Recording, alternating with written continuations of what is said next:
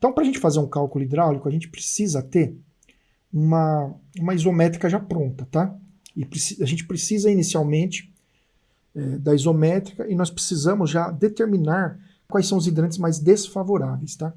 Bom, aqui a gente então tem aqui um reservatório que é elevado, né? E todos os hidrantes praticamente estão na mesma aprumada, com exceção aqui dos hidrantes que estão no térreo, que são hidrantes aqui de uma área de loja, e esse hidrante do térreo, que ele tem que ficar perto da porta, não mais de 5 metros da porta. Os outros estão na aprumada aqui próximos à escada, porque assim a norma determina que os hidrantes que estão nos pavimentos, eles não podem estar mais do que 5 metros distantes da escada. Bem, vamos falar aqui rapidamente apenas de alguns detalhes, né? Nós temos então aqui a captação, né? Existe um dispositivo aqui anti-vórtice, que se a gente não usar um dispositivo anti-vórtice que evita aquele redemoinho e a entrada de ar no sistema, a gente perde uma quantidade maior aqui, porque a gente não pode considerar o início aqui da captação da tubulação. Então a gente fica com uma área morta aí dentro do reservatório, tá? Isso aqui o instalador vai saber estar instalando. Para prédios residenciais, como é risco baixo, é permitido a tubulação de 50 milímetros, né? E isso apenas para riscos baixos, prédios comerciais, tá bom? Então, a gente usou então a tubulação de 50. Para todo o restante, a gente precisa de uma tubulação de pelo menos 65 polegadas, tá? Lembrando, quando o reservatório é elevado, a norma determina que nós tenhamos um bypass. Se você pegar aqui o caminhamento comum da tubulação, olha, ela vem, desce, ela entra na bomba de incêndio, aqui por baixo, e aqui por cima ela sai e vai para a rede.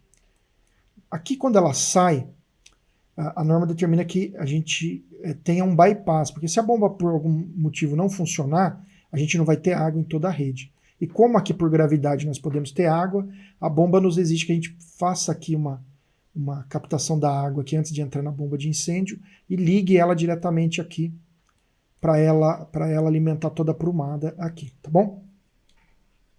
Bom, então vamos lá. Uma vez então falando aqui desse bypass, a gente tem que colocar os hidrantes mais desfavoráveis. No caso de prédios elevados é muito simples. Por quê? Os hidrantes mais desfavoráveis são os que estão instalados nos pontos mais altos, obviamente, por conta da própria gravidade, né? Então, quanto mais alto, menos pressão ele vai receber aqui de todo esse sistema. Então, você concorda comigo que um hidrante que está instalado no térreo, você tem toda essa coluna d'água aqui empurrando a água para baixo? Aqui, se a gente não ligasse a bomba de incêndio, nós teríamos muito mais pressão nesse ponto do que nesse.